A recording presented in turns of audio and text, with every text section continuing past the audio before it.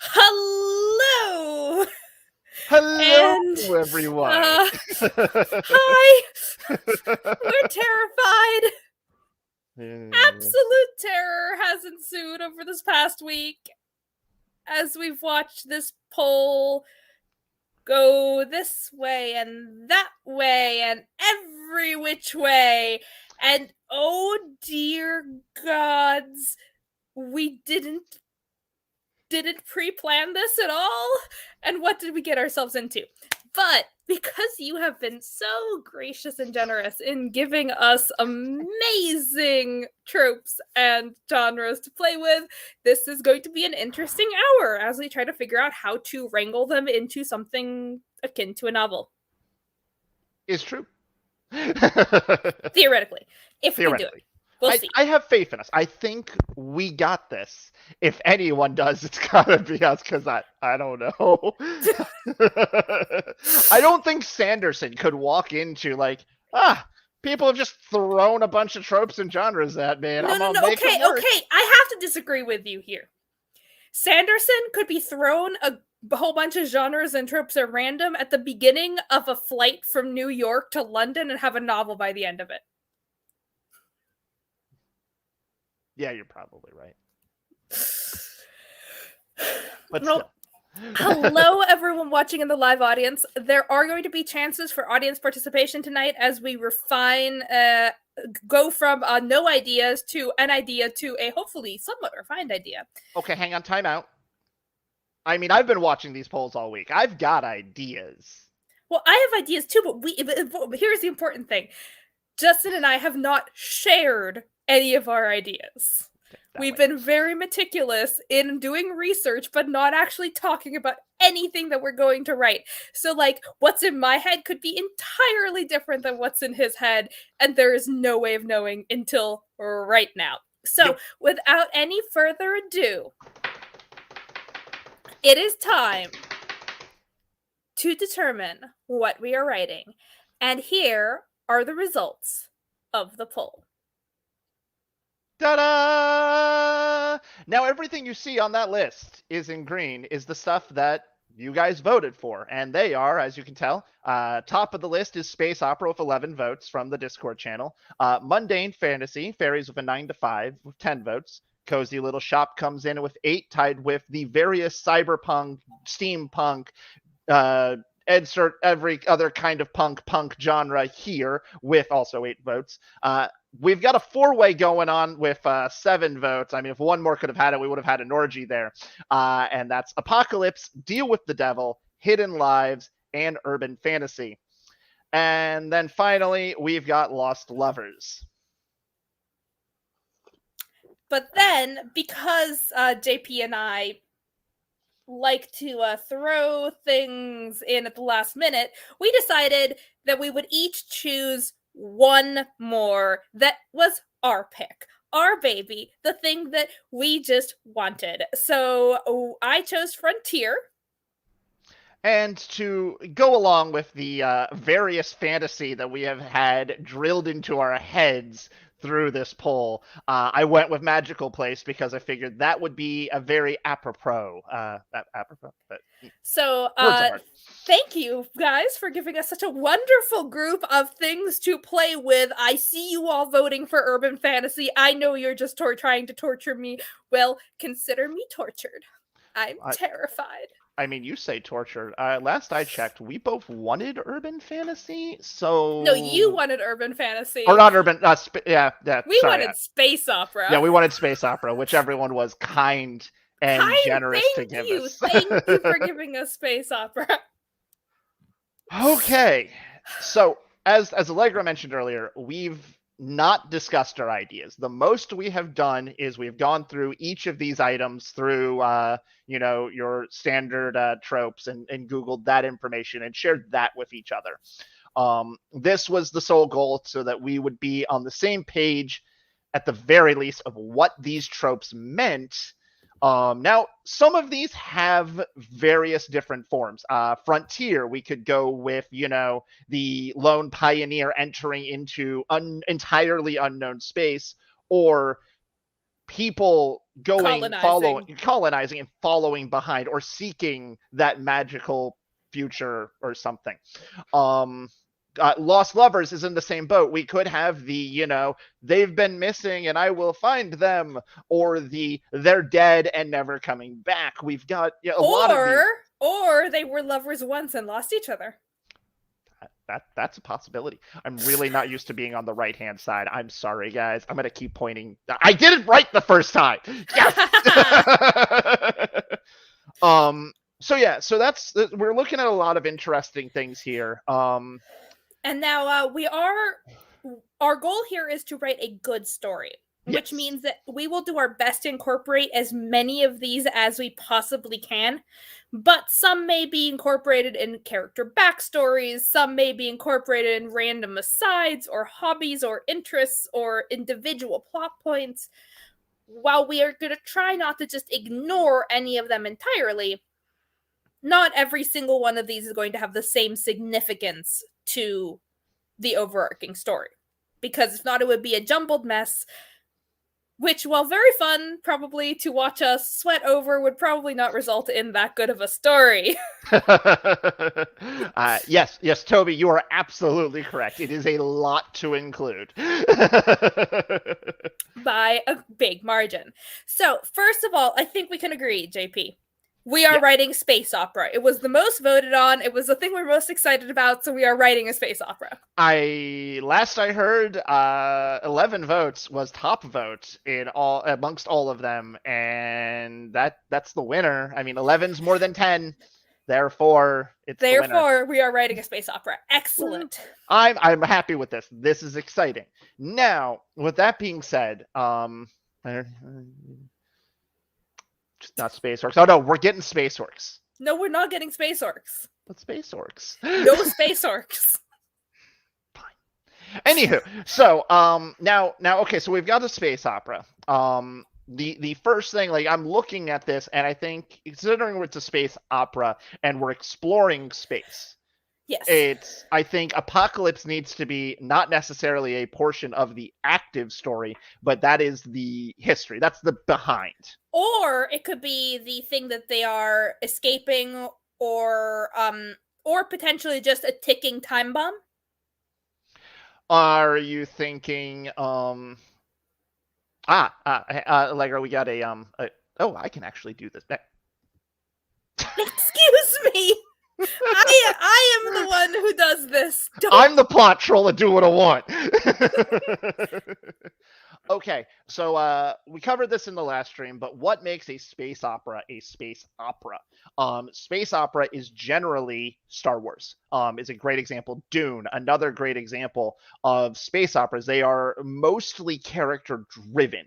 Granted, yes, you've got things like where you've got the added bonus of people traveling around the world. You've got, larger than life heroes. You've got epic fights. You've got obviously the super politics, sexy, intrigue, love interest, romance, things like that. It's all of it. It's all epic fantasy in space, guys. Yeah. It's epic fantasy in space. And so that's what makes a space opera a space opera. If you took Star Wars and converted it to medieval fantasy, you've got the same story, just in fantasy. Same thing, except you've got technology in space, and you could have magic or not if you wanted. But we have fantasy, so we're having magic somewhere. Yes, we do, because our second most, the big guy, is mundane fantasy. Which is interesting, because there's kind of two sides to this, right? There's the mundane fantasy in the, general magic is just considered part of everyday life, and no one really, makes a big deal about it. And we could go with that. It could just be a, background thing in the world building. Or we can take it on its other head and have it be about normal people in this giant, big, fantastical space opera, and these people are not super important, kings and queens and explorers, and are instead, the neighborhood cozy shop owner. High class. And their cat. Yes. I don't think necessarily we're gonna get as good of a book if we make the magic. I think the magic needs to be mundane, but I don't think we need to be looking at it as magic is just a thing. I think it needs to be a little more prevalent in this case. Because I Well, mean, otherwise, even with it just being a little more mundane, we're losing a lot of the portions of what could be combined into the space opera itself. yes, I agree. So I think that for the mundane fantasy, we should be leaning more towards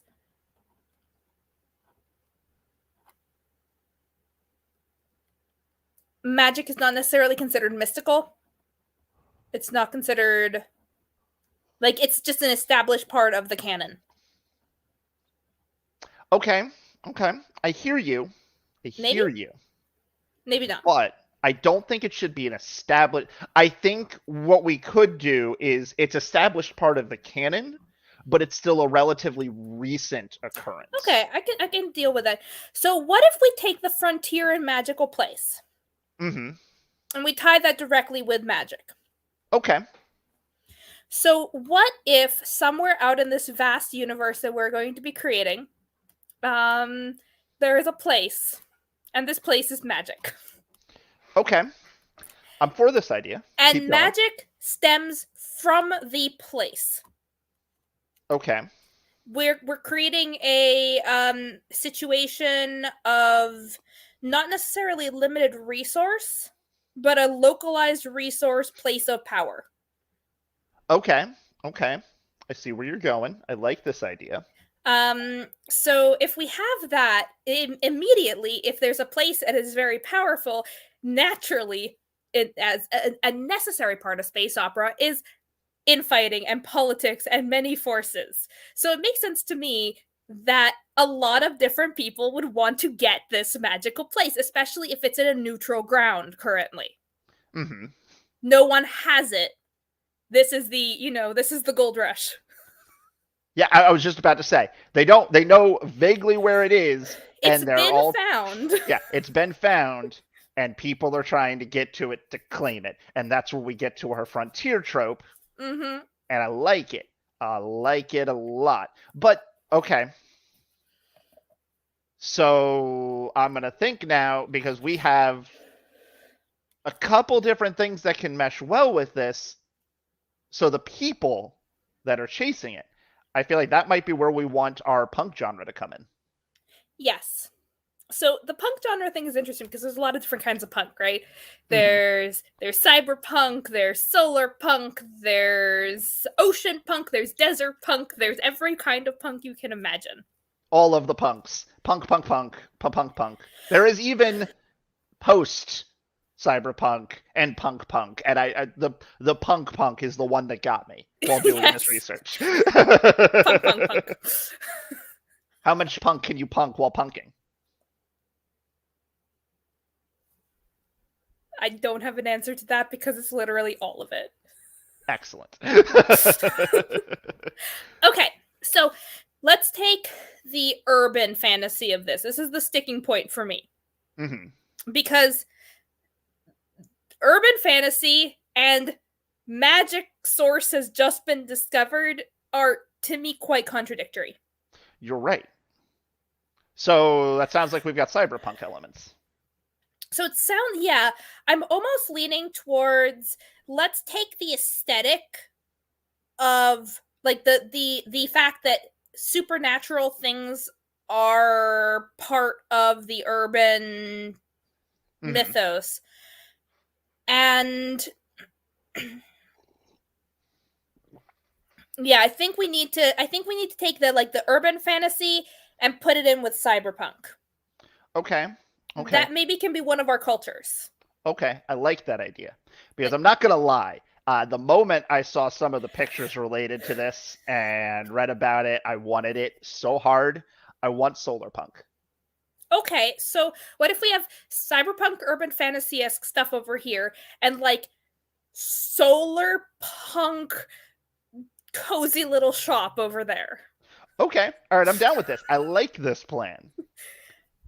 All right, so we have two forces at least. do we want there to be more than two?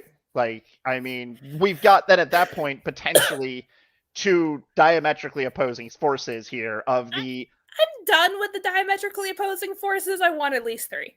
Okay, I'm down with three.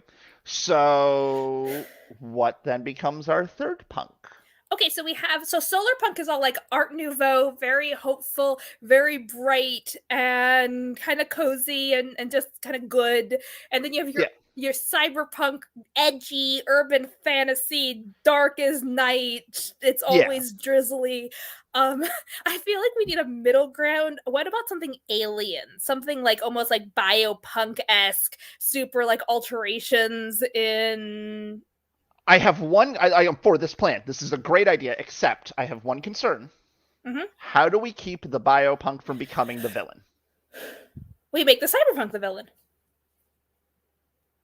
I honestly didn't expect you to go that far, to go that direction. So, listen, have you met me? The big bad corporation is always going to be the villain. I should have known better. if no one's noticed reading my books, I have issues with centralized power. Issues? No. It's not the Corporation of Fortune and Terry Mindell have anything in common. I mean, they're both in the same universe. They are in the same universe. They're probably run by the same person. Fucking no. Okay. For the record, hang on. Mo will not be making an appearance in this. No. For the record, in case anyone is curious about wanting Mo. We are not going to pollute our super serious multiverse with this insane shenanigans. Wait, all that's right. Serious? Yeah. Oh, oops.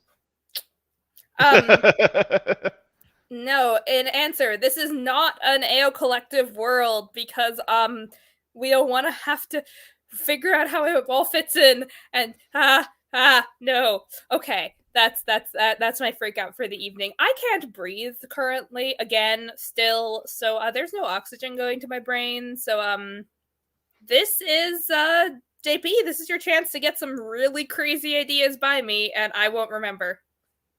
Yeah, but I'm not going to do that to you because I'd be writing them down and then, you've got a record of them. This is true. So and I could go on YouTube and watch this whole video again. Exactly. I'm not that kind of troll. I mean, I would get you to just agree with them. And then when you argued with me, I'd be like, you agreed on air. That's true. All right, good folks. So, first piece of audience participation. Can you come up with a good name for a cyberpunk civilization, a biopunk civilization, and a solar punk civilization? They're going to be our working names. No promises that we're going to keep them, but that way we could call them something during this stream.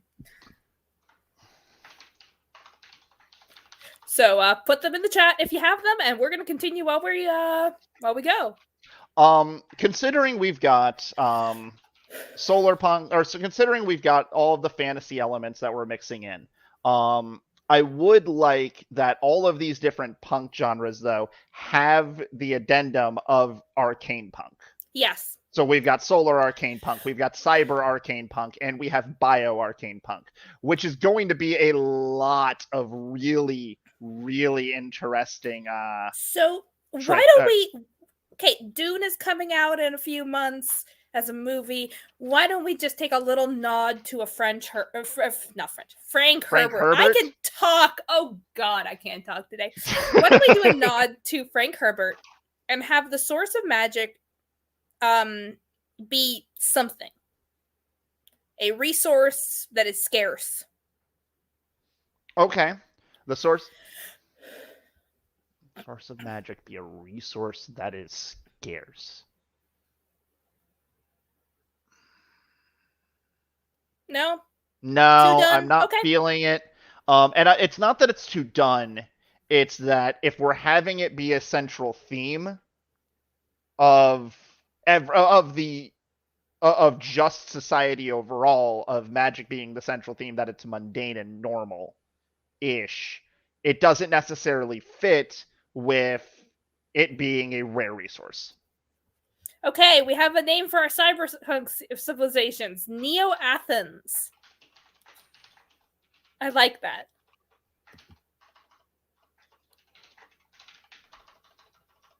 I'm sorry, John. I have to make a slight adjustment. It is Neo-Athens. I'm sorry. It doesn't fit otherwise. Or it's one word and pressed together. It doesn't get doesn't get a space. Fair. I'm sorry.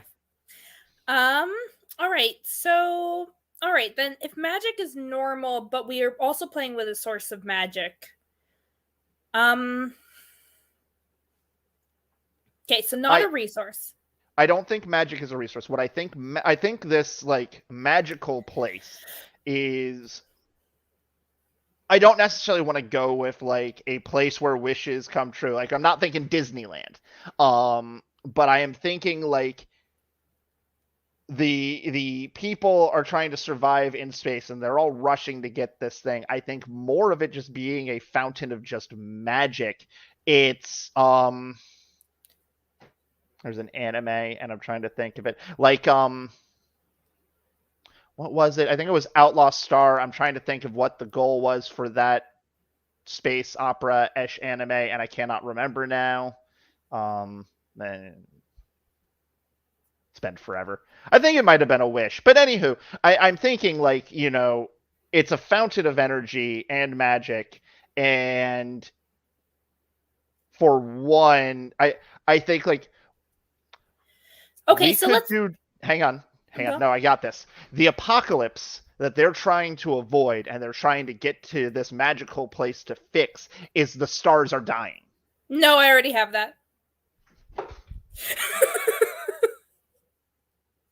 Sorry. Screw you and the horse you rode in on. Yeah, the horse I rode in on is called the AO Collective, and guys, count the stars on the covers. They're diminishing. Anyhow. No. What if? So there's going to be the general like conceit of science fiction is you get one gimme, right? One thing that an audience will just say, okay, yes. And usually it's faster than light travel. Yeah. Now, I don't want to tie our magic to faster than light travel or you literally get Dune. The spice allows for travel in space. We don't want to redo that much. Inaccurate, but close enough for horseshoes, hand grenades, and government work. Yeah. So I don't want the magic to be around space travel. But I do think that if we can find an original conceit that ties the magic that exists as a mundane presence into whatever it is that allowed travel in space to begin with, could be interesting. Okay, putting the world building aside, and by the way, guys, if you think that we've settled on a concept, we've never settled on a concept. Everything could just fly out the window if we get a really good idea. So, we're just gonna keep spitballing until we get something good. Yes. Because something about this isn't clicking yet for me. Yeah, and I think we just don't know enough yet because I don't think we've figured out a lot of this. We need the core of the conflict. Yeah. I mean, the core of the conflict is these three civilizations are chasing through the stars to find Disneyland. Okay, so here's a question. Right now we have three big civilizations. But it's hard to characterize three big civilizations, and we also want to make a standalone. So what if we take it way down a few notches? Okay. What if it's three different ships? All right. Okay. I like this plan. Forget empires of man. Forget big, huge species. What if it's a 3-ship race to get to somewhere? Okay. 3 ships of survivors. 1 planet.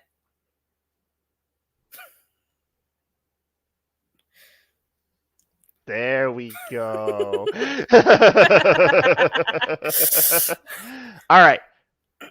3 ships of survivors, 1 planet, 3 entirely different ideologies. May I tell you a tale. Spin me your words, plot mommy. Never call me that again. Too late. So, once upon a time, there was a massive conglomerate of species, of human colonies, beautifully living in somewhat harmonious, occasionally there would be a war, but, that got glossed over eventually, and things settled, and, that golden age of spacefaring. And then something imploded badly. Okay. We have an apocalypse that wiped out pretty much every single world, and literally the only people who survived, planets go boom. Spaceships, habs in space, they survived. If they could get away quickly enough. Okay. So now we have one planet, one magical place that is immune to whatever the thing that went boom was. Okay. We can figure out what that thing is. This is the safe haven.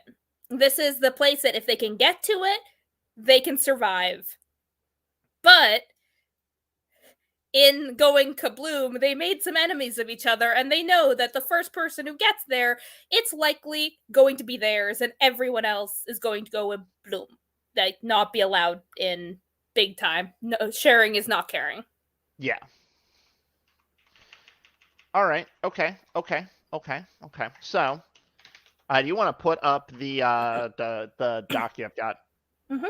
The storyboard doc. Okay. So what we've got is the apocalypse is all planets and stuff went boom and dead. 3 ships remain. It's not that just 3 ships remain. It's 3 ships are in the lead. Okay. 3 ships of 3 different fleets. Yes. There we go. Are heading towards Disneyland. Yes.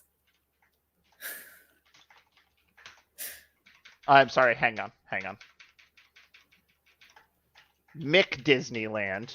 I have to make sure it's different because otherwise we have a trade. Yes. Otherwise, we're using trademarked material.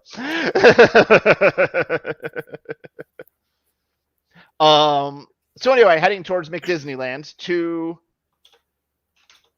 escape the vacuum of space. To escape bad thing TM. Yes. I like and this. Now the problem is that none of them had warning to put a bunch of supplies on board. Okay. And get ready. Whatever happened fast. Okay. And so they're trying to get there not in the best of conditions. All right. Fleets are in a very bad situation due to lack of supplies. This is a good point. Unless you land a ship with 8 billion people, can you really take a planet? No, but if whatever means of space travel we have exit and entrance points, you can blockade those. It's true. So we can solve that.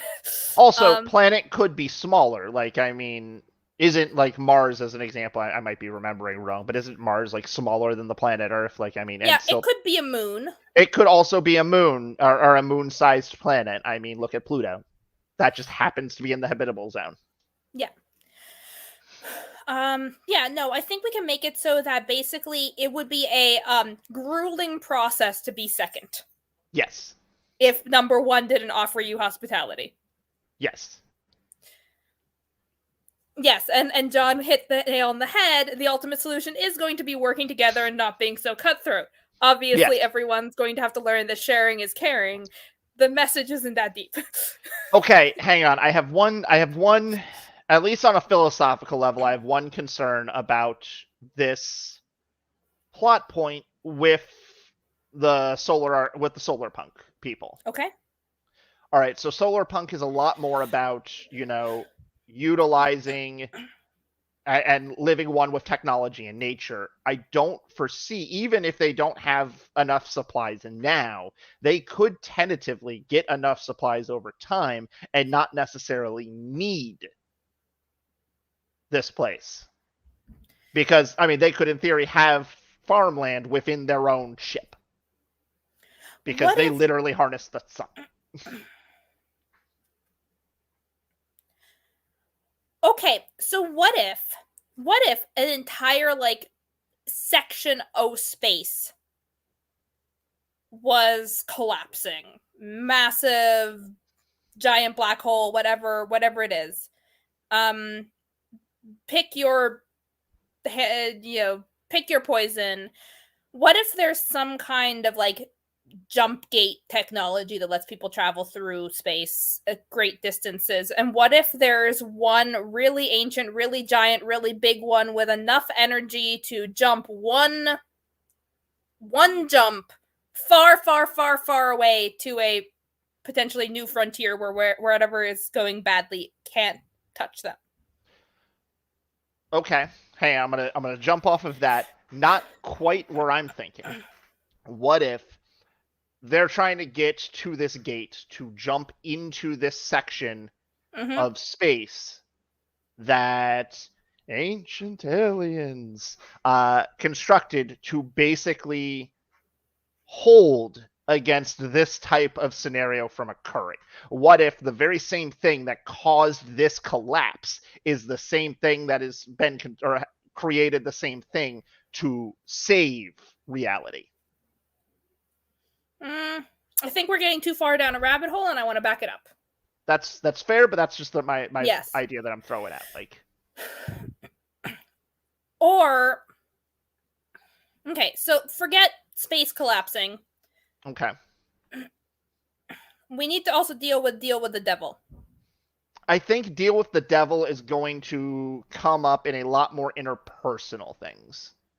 Well, I was thinking more on a cosmic level. What if humanity or just spacefaring people made some kind of, tech deal with the devil? Basically, they did something that gave them advantages at first, but is now coming due. And that's what the apocalypse is. See, I was thinking potentially deal with the devil, this magical place that they're looking for and trying to get to.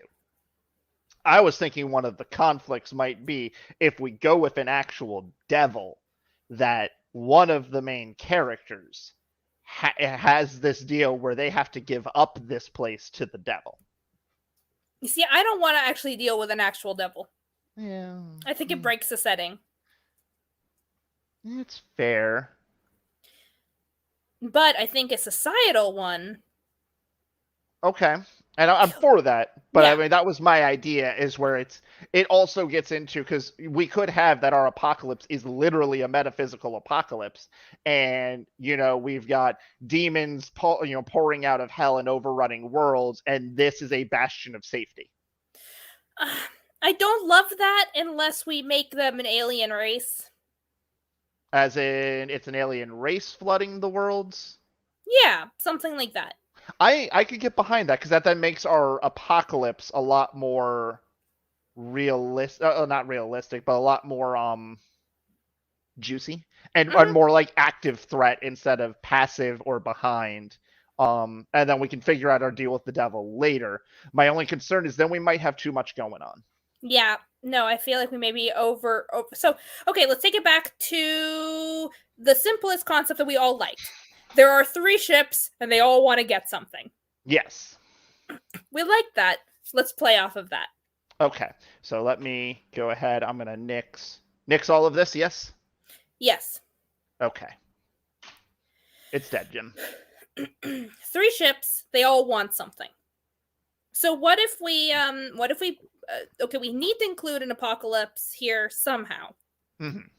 And it's either, it really has to be either it's what's actively occurring or it has occurred. Yes. So we have to figure out that incident.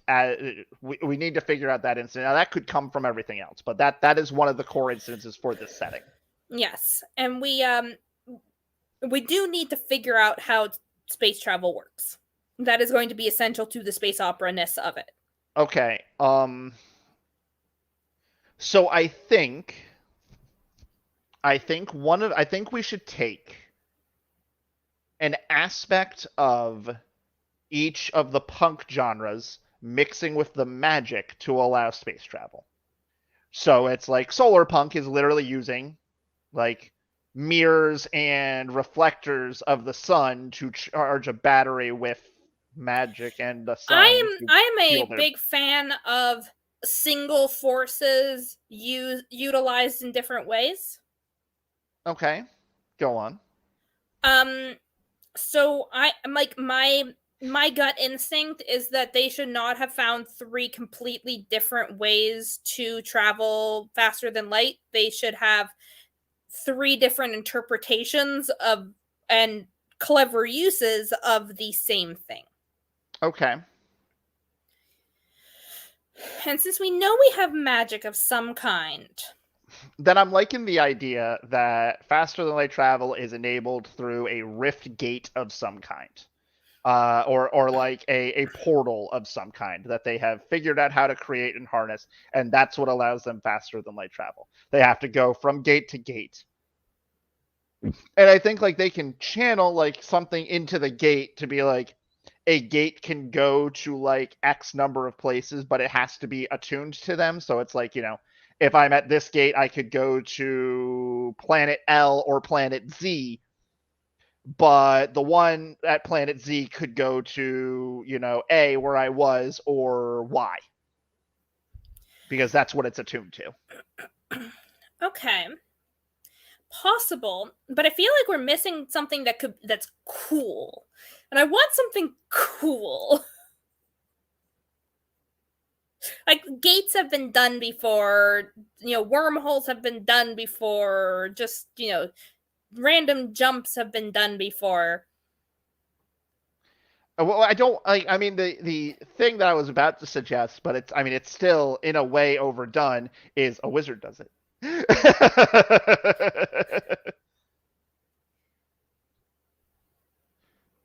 The mean, pilot is always a wizard, and the pilot is the one that opens up a teleport.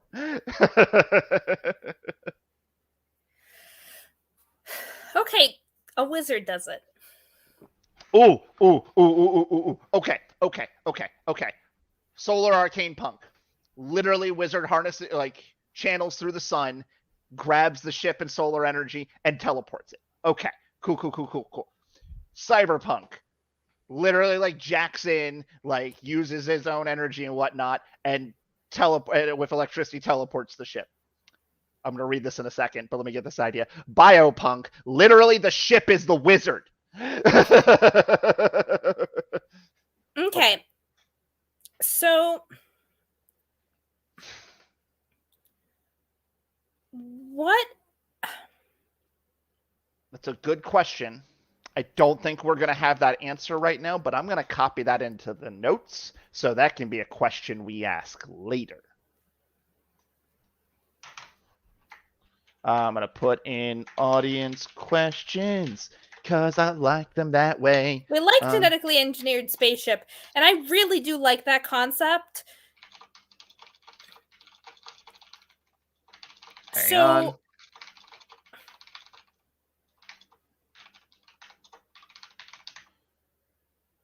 And in answer to your question, I absolutely think genetically engineered spaceship is an amazing idea, and I'm keeping it for the arcane punk, and you can't stop me. So I think the idea that the source of faster than light travel is the magic.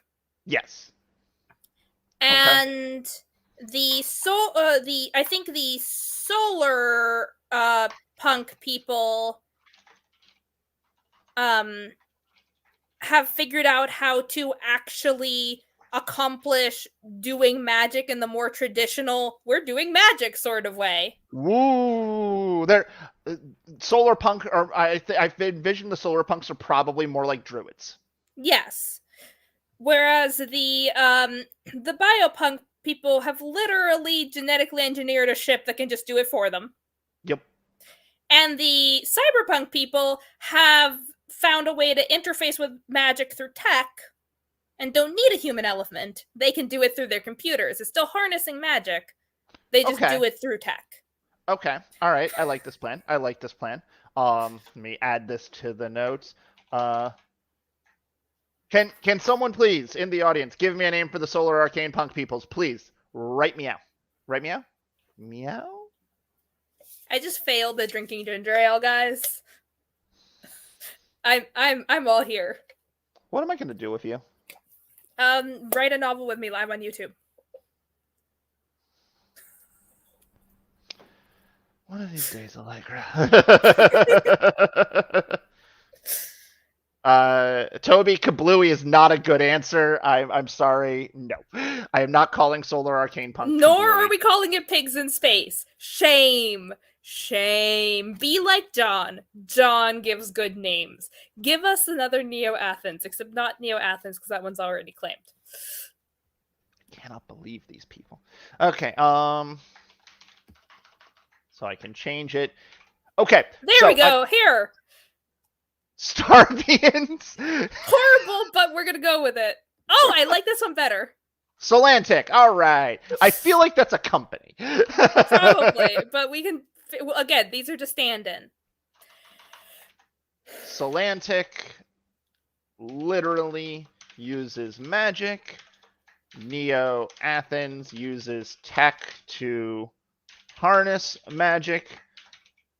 And I need a name real quick, ladies and gentlemen, for our Bio-Arcane Punk peoples. It needs an offensively bland logo. For Solantic, yes, it does. We Maybe make magic with trees.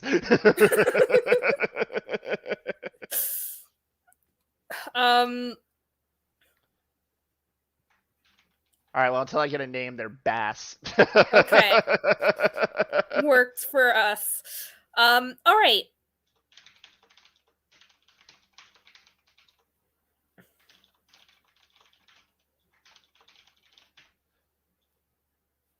I like that. Bass's ships are literally people, and they are magic or something. Oh, we have this, which I don't like as a whole word. It's a bit of a mouth, but I like Geotan? Geotan, yeah. Geotan. All right. Thank you, Toby. All right. So, magic is a thing. It just exists. Yes. It's mundane. What if we have the apocalypse in the past instead of as the active element now? What if the apocalyptic event is also what created magic? Or what unleashed magic? What if, hear me out. Okay, everyone's doing magic. It's mundane. It's part of everyday world. We've expanded. We've taken over we've colonized. We've done all these things. And then inexplicably, for no reason that anyone can figure out, magic just stops. Okay. But, hear me out. Doesn't that defeat the purpose of it being fantasy and with everything else? No, not if the quest is to go get magic back. Okay. So, if magic is what allows faster than light travel, for example, are they not able to do it? Maybe they have to go the long way. Well, I mean, or figure it out. I mean, the easy answer for why they can't faster than light travel to the place is, I mean, especially in the cases of, you know, if we're looking at magical transportation, you need to at least be familiar with the place you're going. Yes. So, and we're not necessarily teleporting. It could just be, you know, you can move it faster than light and shield yourself like that. That's okay. So we have someone not a fan of Magic on and Common Quest, but maybe they have some stored, but it's limited. I'm not in love with that. Okay, then let's discard it as an idea. All right. So magic is commonplace. Because once again, you no longer have magic as mundane if we've got it where it's just suddenly gone. Okay, I do want to start keeping it more and more focused on just 3 ships. Okay. So, what if...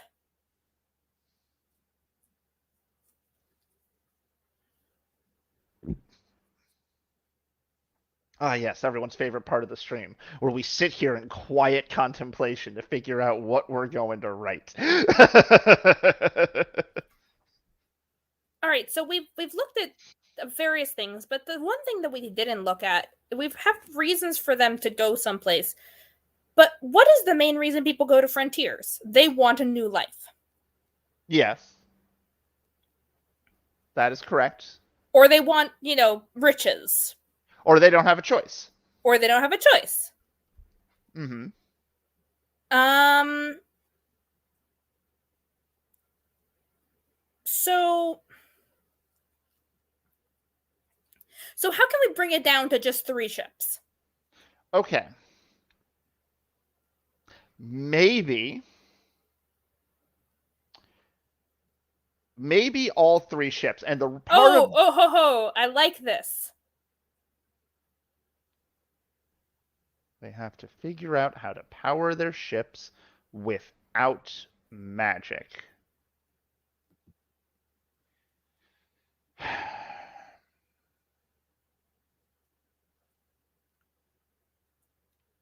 But once again, the why. Mm-hmm. Where we're losing a lot of the mundanity that is mundane fantasy the moment we strip away that magic is common. Like that, at the end of the day, that is my major sticking point, is as long as this is one of our tropes, Mm-hmm. we have to have magic as a regular occurrence. It is so commonplace that it's not even explained. It just literally is a thing. Now, what I was going to suggest was maybe these individuals, these 3 ships, maybe not all 3 of them. Maybe we actually do have 3 different empires. Literally, these 3 ships are, whether like one could be on the run, one could be an expansion fleet, or like a legit, like, like conquistador-esque, like going out to colonize other worlds. Another one's like, just refugees wanting to go somewhere else. And the other one is literally like prisoners that are being sent off to go do what, or that are like trying to flee to not be brought back. Why would they all be going to the same place? The reason they're all going to the same place is I think they all found out about it at not maybe necessarily the same time, but around the same occurrence. It hasn't gotten back to the main cultures yet. I like all. that. What if, okay, but for not to get back to the main cultures, we have to have a slightly slower, faster than light travel. Okay. So what if we set our story in frontier space? We're already at the ass end of nowhere. Okay. And someone comes in with a discovery. They're the only survivors of discovering this like really cool planet with this really rare resource, really, nifty something or other. And the people on this weird little backwaters dinky frontier planet know that in like 2 weeks, everyone with a big bank account is going to be flocking to this resource, and they have the first chance at a stab at it. Mm-hmm.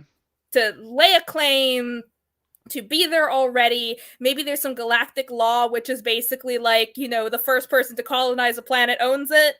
And there's a big rules about you can't, the whole like various galactic empires will fight you if you don't go by this law, which is like claim first, It's like a treaty, like magically binding for everyone.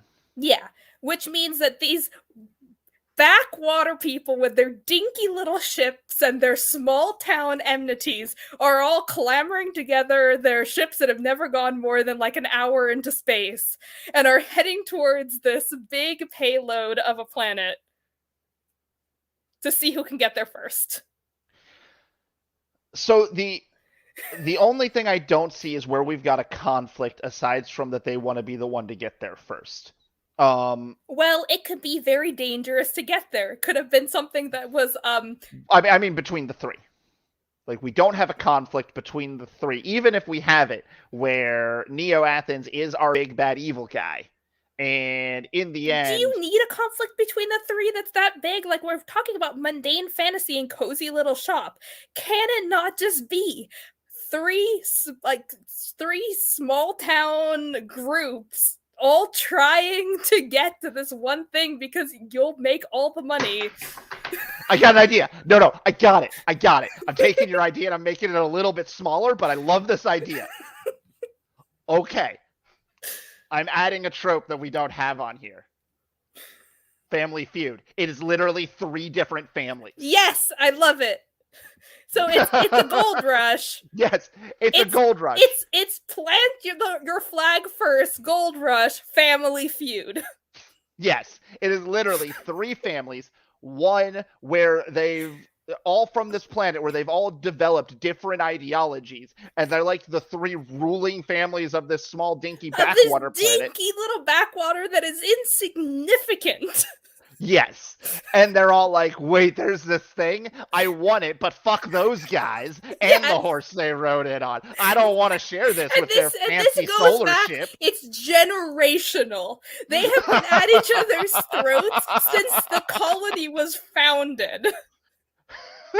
Maybe because all 3 of them got to the colony at the same time, and Galactic Law said, well, I guess you have to share. And they're just like, not this time, motherfuckers. Okay, I love this idea. This is great. All right. So we're adding in that these are not survivors. Family. So, Allegra. Yes. I'm gonna do this, and we're gonna die laughing at this idea. Because we've got the Lost Lovers trope. We have to have a Romeo and Juliet plotline. I mean, Romeo, Juliet, and Dave? Yeah. Clearly, there has to be a love interest from all 3. Clearly, the bioarcane one is going to legitimately be non-binary with no gender. Possible. Or a gender. No, I'm not so certain we need to do it. Like, let's play around with this. Because we have specifically lost lovers. That's true. So, like, I like the Family Feud. I like I want this, like, these like grandparents who can't be in the same room, who like, spit every time the other families are mentioned. Like, I want just a lot of grumpiness. We have a chance for cozy little shop here, which is really great. I have a really fun trope that I'm gonna play. I've got a really fun thing I'm gonna play on with this. The ship for the bioarcane family. Every time one of the other families is mentioned, the entire ship just rumbles. Yes. And I do like the idea, we mentioned it earlier, of big corporation coming up behind them in larger ships. Yes. The news of this new, very rich, very, important planet is gonna trickle back to the rest of society in time. Eventually, yeah. They have to get a move on. This isn't we'll wait till next Tuesday. This is a gather up all your guns and we go. Okay. I believe my idea of the non-binary, agendered individual has gotten at least one person's. Oh no, I'm totally down for that as a general thing. I'm just saying that making it like a triad story, love interest, yeah. And lost lovers may not play particularly well together, but I'm still totally fine with all the amazing things.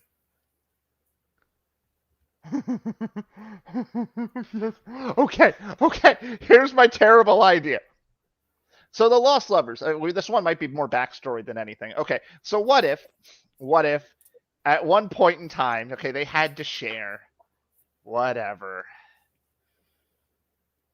The Cyber family and the Solar family. At one point, they had kids, They fell in love. It was a fairy tale romance. Like, even the families were willing to get behind because their love was so pure. And then one of them vanished and they kept blaming the other, but really one of them ran off to the bio family. I love it.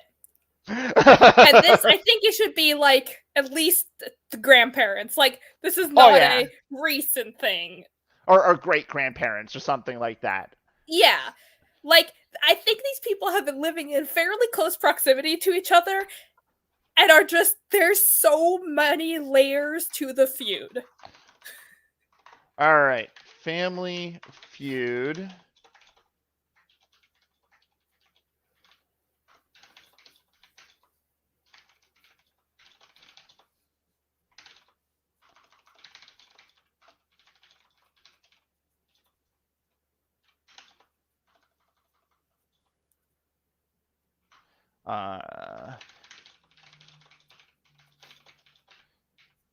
Computer.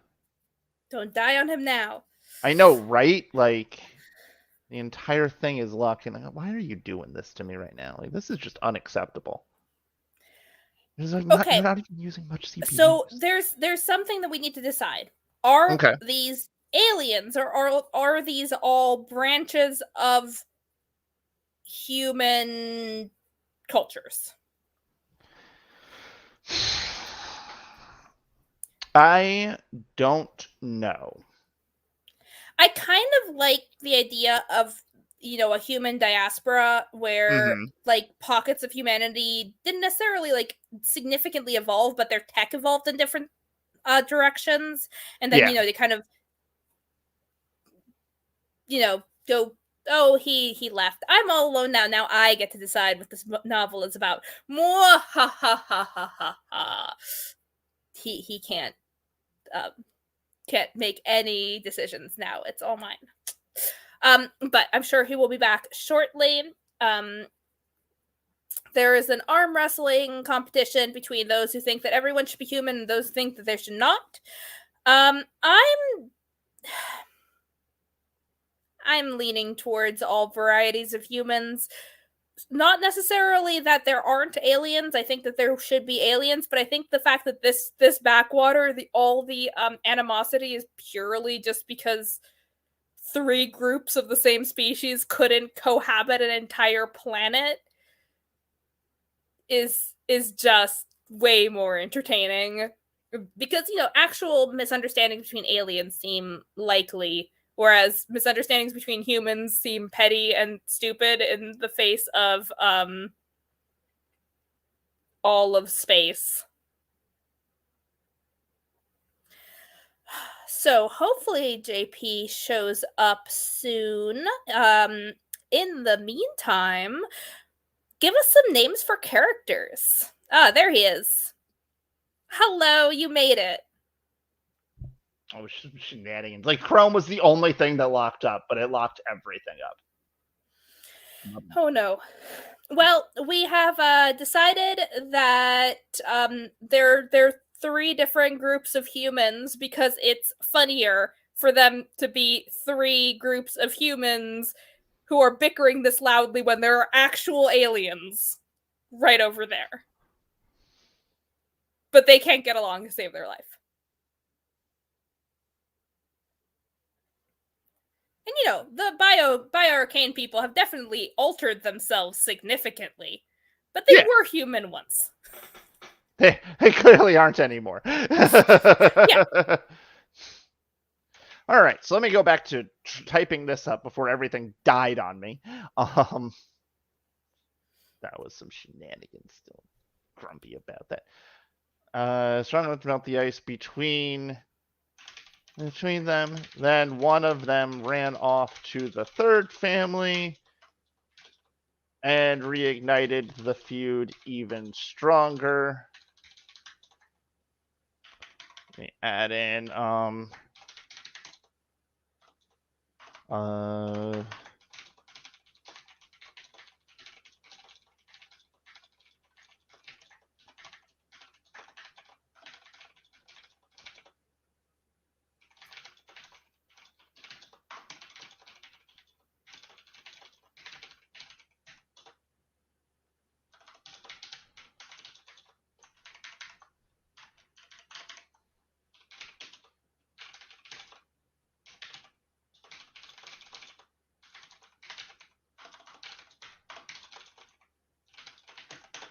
All right. There we go. I have notes now written down. Sorry about that. Okay. All right. So, I think the planet that they're currently on needs to be just horrible. Like, they were like, okay, well, we have to split a whole planet in thirds. And then, like, 90% of the planet ended up being uninhabitable swampland. And, like, of the 10% remaining, like, 90% of that had horrible mosquitoes the size of chihuahuas that no one wanted to deal with. And it ended up that they were all like on opposite sides of essentially a dinky fence. That works. That works. Okay. So yeah, they've been in too close proximity for too long. Yes. Okay. So looking at that though, we have going into the back to the space opera. We have tropes that we'll have to reinvent. By the way, we have some names. Oh, okay. Characters: Jane, Scion, Tropor, Fernley,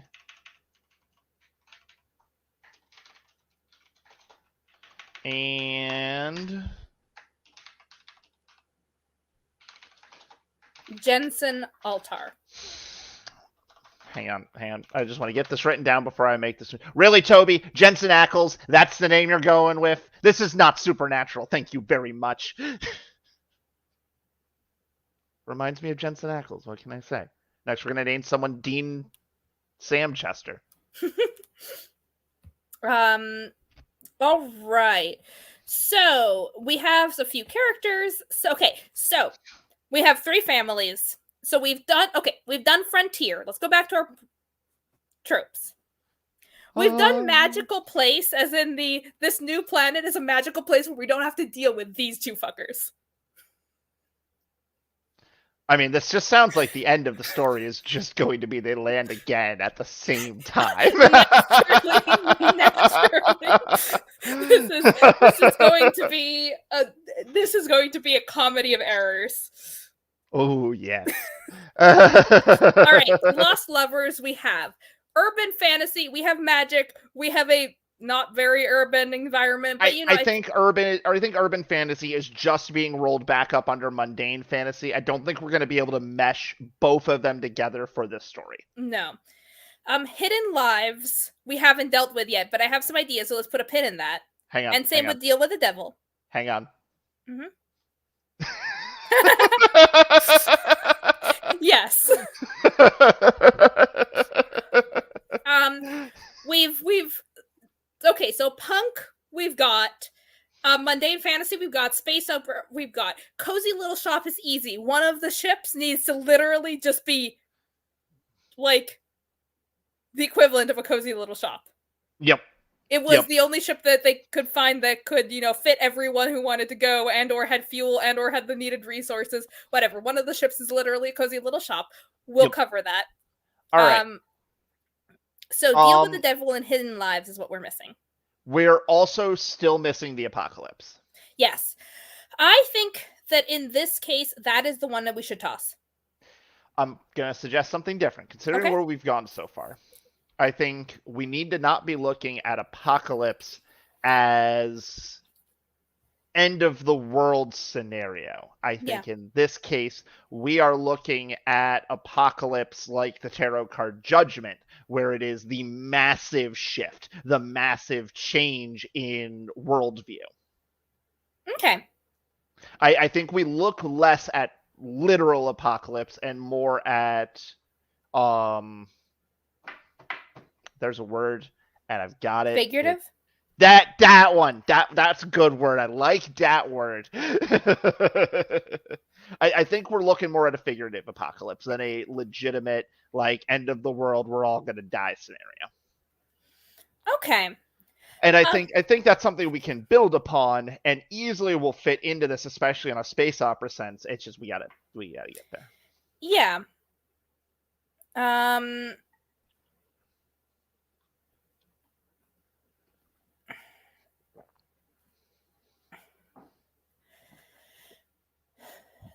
So what if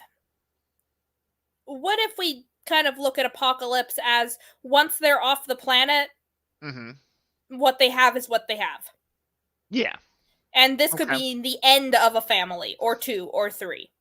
I think it more like a personal. Yeah.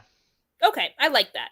I think like this could be the end of the actual families. They're all throwing their all to get like I think the leadership of each of these families is literally like either we're getting rid of them for the rest of eternity, or we will die trying. I like that. Yeah, I think that's like the goal for the leadership. So the big question I've got, these 3 names we've got here, are we looking at these are our main characters, or are these NPCs? I think the leaders of the family. You think they're the leaders of the family. All right. So these are our patriarchs.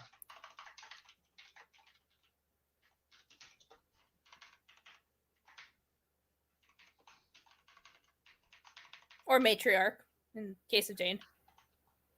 What is the gender neutral arc? Because I feel like that's the bio one. Thank you. Until I get something better, that's what I'm going Someone with. Please give it to us, because we'd like to do that. All right. Literally, my spouse Quinn and I have had the conversation. What is the gender neutral term for high priest / priestess? It's a really good question. All right, so let's deal with heads of family. That's a good point. We could just do heads of family. Thank you very much, John. All right, so we have 3 families sharing the worst world to ever be colonized. Okay. They have. Well, hang on. I don't think necessarily the worst world is the purpose here, because it's just miserable back end of nowhere. They own. Well, I'm looking at it in this sense. They own it and it's theirs, and we get that. Yeah. But it had to have had worth at least at some point. I think that planets, because of this weird little law that says whoever gets there first, it's theirs. When you want to be away from other people, you go whenever a new habitable planet is discovered. Like, this is a shot in the dark. You don't always get. It's like buying a house at auction. You don't get to do an inspection. You just get it as is. Okay, but again, like the question I've got is, okay, so they've all 3 landed on this planet, and they all kept it. Like they had to have had worth enough for them to want to put up with sharing it with each other. I think that any planet is worth a lot if you're the first one there. Mm-hmm. And like, it was worth something. It's been several generations. They've made a living. Okay. It's not looking so great now. Like, the resources that were promised, there weren't as many as they thought, and they're miserable to gather, and like, they have money, but what are you going to spend it on when you're stuck on this planet? Yeah. Okay. Maybe there's something that's worthwhile, but that they sell off, but I mean, for the most part, like, it's like they can sell it, but then the interplanetary sunk cost fallacy. Well, we're already here. Hang on. I am writing this down. Thank you, John. This is going in here because at some point one of these characters is saying those words. Yes.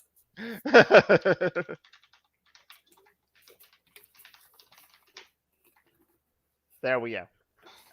Okay.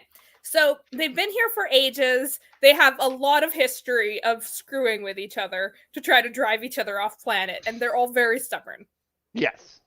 And then a scout comes in, and much like their great-great-great-grandfathers, they get news that another habitable planet has been found, and it's closer to them than any other habitable planet is, which means that they have the best chance of getting there before the news hits the galactic whatever. Yep. No. Okay. So the news has hit this planet. Like, guy is injured, like spacecraft barely limped into port from like getting pelted by an asteroid belt or something. So the ship's damaged. Guy's been injured. The scout's been injured. Like literally the three families. Pirates. Yeah. Whatever. The three families are like, okay, bet. Each of them first plot, like, this is just so we've got more background. They all first plot to keep the guy there as long as possible so that they can leave first. No, I think that actually the kind of the first act, I think, has to be guy lands, one family gets to them. One family says, we need to keep this secret. This immediately fails. Are we writing a comedy? I think we're writing a fun space opera. I don't want to couch it as a comedy. I don't want it to be comedic, but I do want it to be fun. Okay. All right. Fair enough. So I think, that immediately fails because people are gossips on this planet and nothing can stay hidden long enough for anything to matter. So then they find out that the other families know. So then the people who are kind of on speaking terms are like, well, at least we have to get the scout, keep him here so that other people don't find out, because like, well, I don't want to lose this planet to you or you. Like, we definitely don't want to lose it to them. Yeah. We can all agree on that. I have another idea if we want to input another level of conflict as well. And it is first things first. The answer is yes. This planet is just the South. We have the Hatfields, the McCoys, and I don't know if there never was a third family mentioned, but there's a third family somewhere, damn it. Hey, I will be right back, so JP, don't change anything too bad when I'm gone. But hang on, let me, damn it. You walked away. She left me alone. Anyway, I'm going to have to discuss this once Allegra gets back, but I'm really liking the idea of potentially space pirates if we want to include another level of danger. Because we could have the omnipresent threat of, oh God, the Galactic Empire is coming. But we could also always have the, oh dear God, there's space pirates as well. I mean, but I also kind of want it to be the Pirates of Penzance and have them dance, but Allegra's already told me when we're discussing, when we're going through all the tropes, that I was forbidden from even suggesting dance punk. That's kind of upsetting. But anyway, there's my stupid idea, following with Josh's, because I liked it. It was a good idea. Let's see. So we've got... Okay, so what my idea was, and I know you told me that I was forbidden from suggesting dance punk. Yes. But idea was, as Josh suggested, we need pirates, and I think dancing pirates is a great idea. I think that strays too far into comedy. Okay, fair enough. But anyway, so pirates. Okay. I'm totally fine with pirates being an extra threat along the way to all. Yeah, no, like, for realsies. Like an actual legitimate local threat, like the corporations, governments, all in the background already. This is we've got to get there first. Yeah, but they never actually come into it. Yeah. But pirates, on the other hand, gets to be more fun, and yes. I just don't know how to implement them at this point. But we could have pirates. Yeah, but we can have pirates somewhere. We can have pirates. Yep. All right, we need to deal with the devil and hidden lives. All right. Hidden lives. We've got trying to think of what we could do. So here's where it gets down to these two could be brought together or could be given. I feel like the three protagonists, we should give one the cozy little shop, one deal with the devil, and one hidden lives.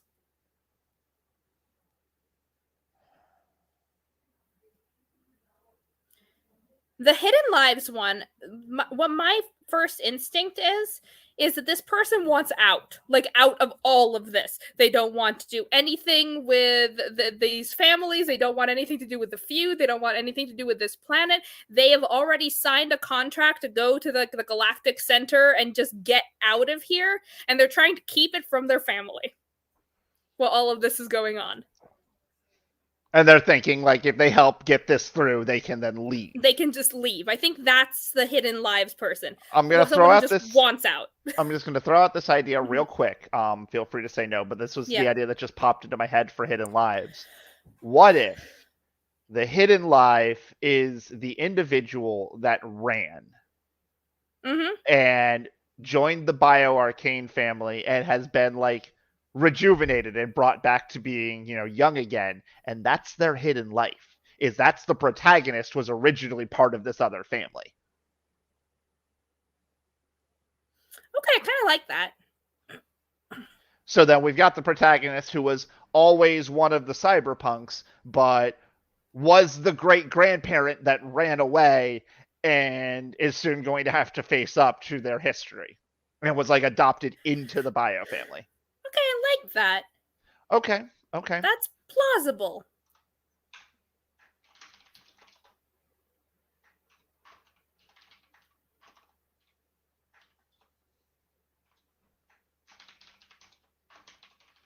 Part of family. Or actually. Yeah, well, we could try to sneak both in. We absolutely could, because I wouldn't call that necessarily a hidden life. That could be the deal with the devil.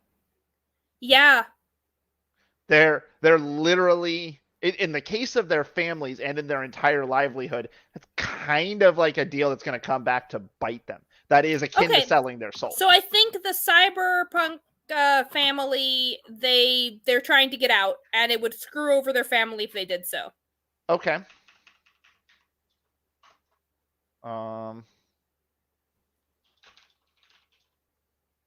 Hang on. I think we're gonna nix these. I think we're nixing this name and going with what? These for the family names?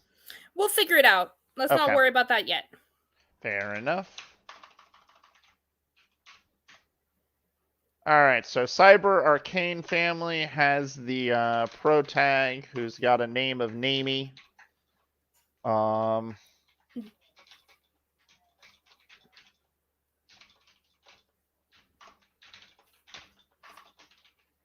If I'm going to make this as south as I can, I got to go with big city life. Absolutely, and they've struck some kind of deal. That is going to come bite them and their family in the ass. Yep. Cozy little shop. Solarpunk has a cozy little shop. Has a cozy little shop. In the Oh, I like that the names that we have can be their ship names. Ooh, yes. I like that. That's a good idea. Okay. Cool. Then what I'm going to do is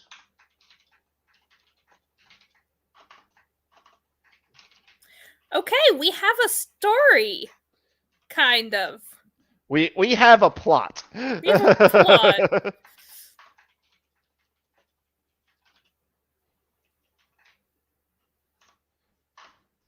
All right. Okay.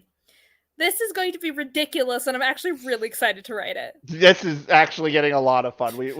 I mean, look at it. I mean, we've already written about a page of notes already on this entire idea. I'm going to move this down here under audience stuff. I feel like this interplanetary sunk cost fallacy just sums up this entire book. So much.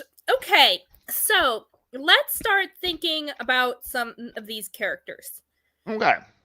Because in the end, the protagonist POVs that we are going to be writing will determine a lot of the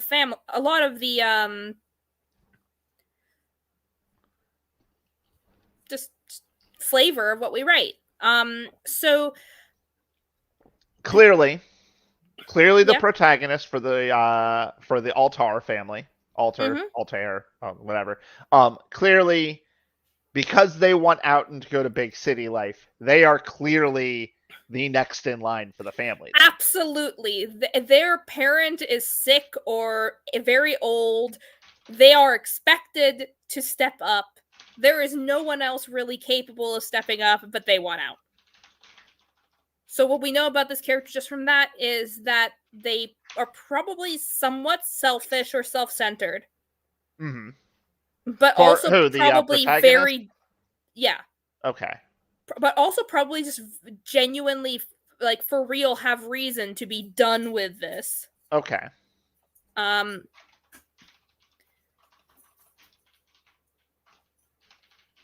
and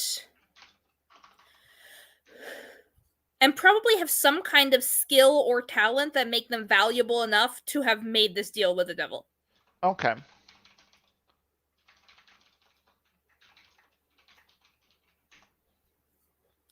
And if we make that character the most technically skilled out of everyone, I think that makes a lot of sense. Okay. He's the colony genius. Okay.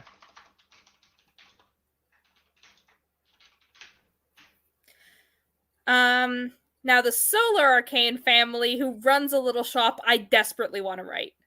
I find it hilarious that I wanted Solar Punk to be a thing, and I wanted to write it, and you're taking them. I mean, if you want to, you can. No, you can have the Solar. You can have the cozy little shop. Thank you. I love the cozy little shop. Okay. So I'm thinking that this character has to have kind of an opposite thing. Low on the totem pole. Literally just runs a little shop. Okay. Low in the family totem pole. But probably very service oriented. Yes. Let's see. But is considering they are running a shop, probably also very business minded. Yes, very business minded. Has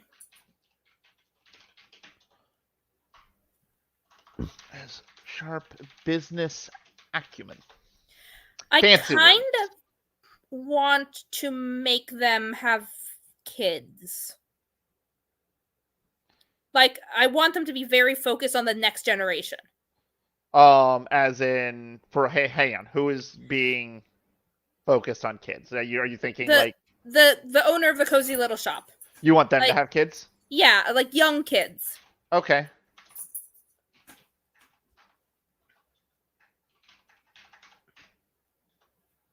Yeah, I really like the idea that he or she has a lot riding on finding a new and good home. Mm-hmm. And even if they're not the ones making the big decisions around here, yeah, the big decisions matter to them personally because it's not just about them, it's about their kids. What if to add on a little bit more pressure, what if this person's kids are like the first of this next generation, so more than likely the ones to step up for the family? I don't think that's necessary. Okay. I think this is a literal, like, I want my kids to live on a better world than I have. Mm-hmm. All right. That really, really, really juxtaposes and creates tension with the protag from the cyber family. Yes. All right. Yes, Klaus, you want me to rub your belly? And we know a little bit about the bioarcane protagonist. Yes. Because they've literally run off to join the other family. Yes, because they couldn't deal with the solar family or the cyber family. Yes. They were done. So the first question I've got is, which were they originally? I like the idea that they were originally cyber. Okay. And they fell in love with solar.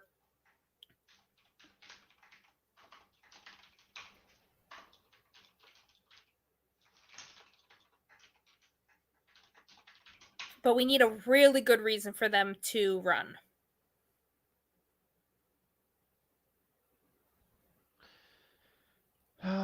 What if, because if we want to make Solar Family be kind of dicks, we want all of them to be kind of dicks. What if, like, the Solar Family, even though this person was clearly in love with this, with this member of the Solar Family, but the Cyber Family was like, yes, marry them so that we can then just, implant cybernetics to take over the entire family. No, I don't want the Cyber Family to be the bad guys here. I want all of them to equally be horrible. Yes, right. I love this. For the Solar Family, make them smug, like Prius smug. And okay, to be clear, I always wanted a Prius, and I will be that smug person because yes, but also I totally get what you're saying, and I love it. Yep. It's a note now. I think that maybe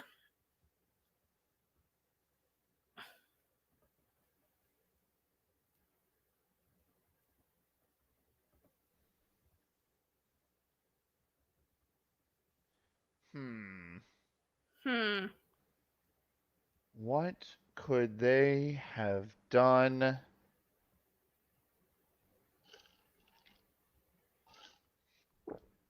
Maybe the mother-in-law that they were going to get was, one of those really toxic mother-in-laws. What if something happened when they were with the Solar Family, something like that, and they were blamed for it even though they didn't do it, because of course it would be them and they had to run? What if it was all just a kerfluffle?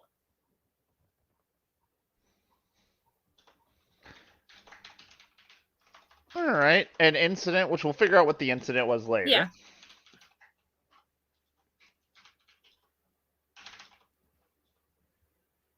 That the Solar Family blamed them for, which was enough to spark animosity from their own family. Yeah. Which caused them to run. Unfortunately, igniting tensions further. Okay, there we go. Yes. So now we've got their history. Who are they today? Yeah, prior to what today. What if they're the ship?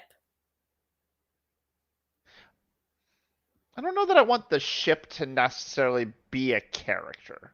I kind of do. I think that's interesting. Interesting, yes. But how engaging is it going to be for the readers to be like, we're on a chapter about the ship now? Yeah, that's the chapters where we have the big space battles and maneuvers and pirates. You kidding? It would be awesome. Why would they run away from their own families to the... I like shippers. Here's my stupid question, though. Why would they run away from their own families to then be turned into a spacecraft? They didn't want to ever be found. The bio people were like, we can make you an object. We can make you...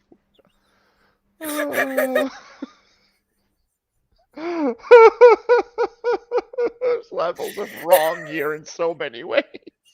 Okay,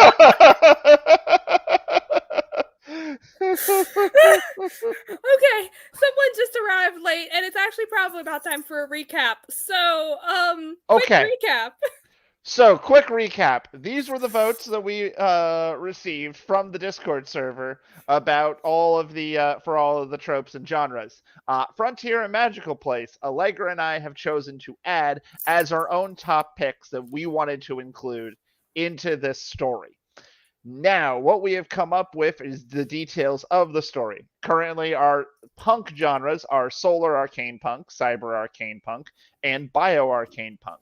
What it is going to be is a story of 3 different families, all in a like gold mine or gold rush kind of scenario where they're all rushing to this newly discovered planet filled with magic and riches and stuff. And they all currently reside having each a third of this shitty planet that they've been living on for generations. Feuding between each other. Each family is the various punk genre that we've got, and now they are in this gold rush trying to get to this planet through hell or high water. It is that or death. And now you're caught up. Currently, what we are working on is developing our protagonists and our families. They don't have names yet. Their names are namey. All right. Going back to the ship, I think that it would be incredibly interesting and incredibly cool and original for the third protagonist to be the living ship of the Bio family.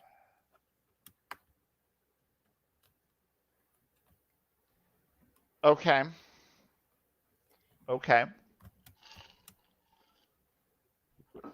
Pause for dramatic effect.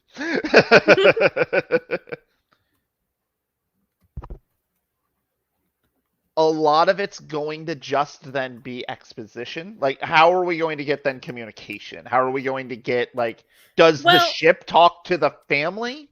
Like, yeah, I think the ship has perfectly able, like, I think the bioship can control everything inside it, which means that, you know, if it wants to, like, pop a face out of a wall and talk to people, it can. If it wants to grow arms and manipulate things, it can. Like, we can make this a very active ship. Okay. But to enable myself as troll, as like Jarvis. Fair. But to enable myself as plot troll, I need to ask. How does the ship both relieve itself and resolve itself when it is aroused? I'm going to say that it eats light like photosynthesis, and therefore we don't have as much of that issue. So it pollinates. Yes, it pollinates.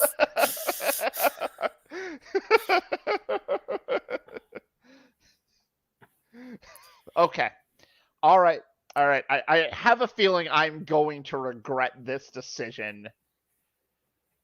All right, we'll make it where it's the third protagonist is the ship. Thank you.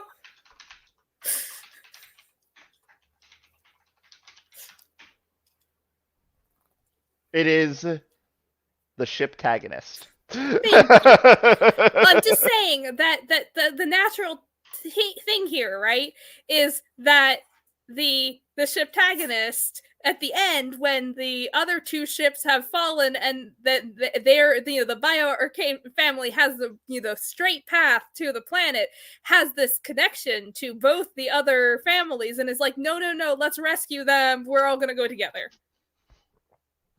Because y'all my people.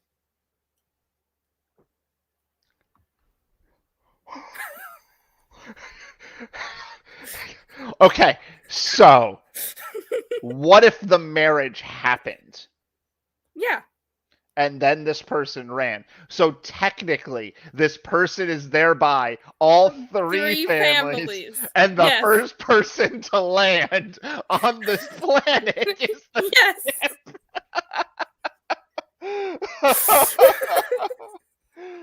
Oh, this is terrible and amazing, and I love it. See, I told you you'd like the idea of a sentient spaceship. I like the idea of a sentient spaceship. Don't get me wrong. Who's also a protagonist. The point of view of a spaceship is going to be weird to write. And well, not necessarily, because think about it. This person still thinks like a person. But it's a ship. But its body just happens to be a ship. That's just a you know, paradigm shift. All right, let's do this. Okay. Also, I appreciate I don't know in general what this was in response to, But I mean, right now, Toby, I mean, that's kind of how I feel.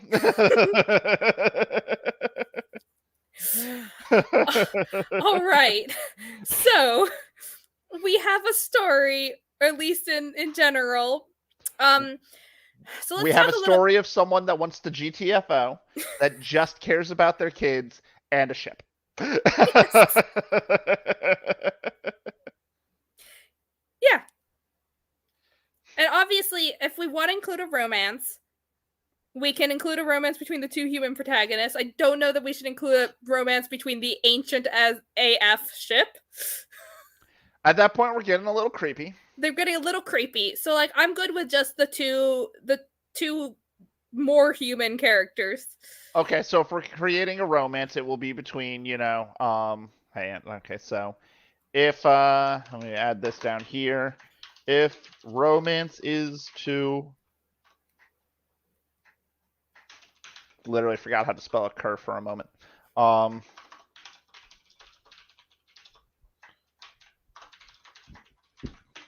Yep. Okay. All right. Now, Quinn, this wonderful person asks a very fun question. Does the ship pilot itself, or is it piloted by the people inside?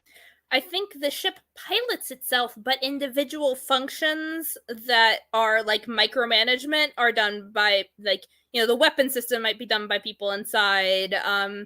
Like there are definitely jobs inside, but I think the actual like moving through space the ship should do. Okay. Or it can be, I think it can be piloted by the people inside if it wants to like take a nap. Yeah. If the ship decides I'm going to bed, guys, give me a minute. Like the people inside can pilot. I think like the ship functions like an AI. Mm-hmm. But it is still alive. It still does need to sleep. It still needs to, rest its brain. all right. So the new question I have is the ship overall, because this is going to be. We have to delve into this a little bit further for the ship itself. Um, how fleshy is the ship? That I feel like is a question that we should answer in the character episode that we need to do. That's probably fair. Okay. Cool. So actually we are at almost an hour and 40 minutes. So what I was going to say is I think that we need at least one more of these where we delve into the characters and the world building a little bit more and then start pulling out a plot map and start actually plotting out how this is going to go down. Okay. All right. Cool. But I do feel like we have some things that need to be decided. So I think that to our audience in Discord, we are going to, for the next say 24 hours, allow for people to suggest names for the three main characters, and then we'll put those names up for a vote. Yep. So, what I would like everyone to do for the Discord, tag both Allegra and I in the Bane of the Plot Mom Slay the Troll King channel to tag both of us for the purposes of the names. We'll build the poll over the next 24 hours and then put it all together. A few rules. We will consider every name, but we will not consider every name for protagonists. So if you give us really dumb names, we'll throw them on equally dumb characters or goats or like lampposts. So try to give us at least a few good names to play with. Yes. Please. I mean, if you give me a name like Chad McBroccoli, with it spelled, Leigh, that name is going on some dummy somewhere, and I'm not going to be upset about it. Yeah. We are actually trying to write a book here. So be silly, but the silly names are going to go to silly things.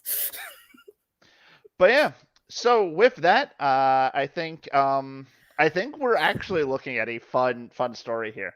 Yes, I think it's going to be a lot of fun. I'm so deeply game for this backwater family feud.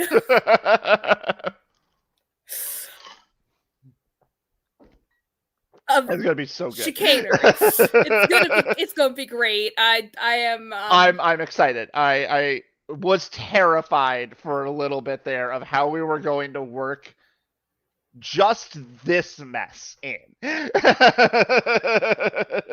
I literally could not comprehend some of these tropes together, but no, it's coming out really well. I'm really excited, but I think that's where we call it here. So thank you to everyone in the audience. You were great. We appreciate you a great deal. We will post when we'll do our next session here. Probably in the next 24 hours. We'll let you know when our next video will be. It may be sooner than a week because we're excited, or it may be in a week. We'll see. We'll see. It's a mystery. But until then, have a wonderful evening. We hope that this craziness inspires you to write some equally interesting and wild adventures. And if you haven't already liked and subscribed, please do so. Please tell your friends about this. It's going to be way more fun if people come in at the beginning and keep following it. So if you have righty or ready or just generally nerdy friends who want to find out about 3 feuding families in the space opera equivalent of the Wild West and what kind of petty bullshit they get into. Let's be honest, the Wild South. Thank you very much. The Wild South. Please invite them in, show them these videos, tell them how to get into the Discord, and until next time, have a good night. Okay, bye.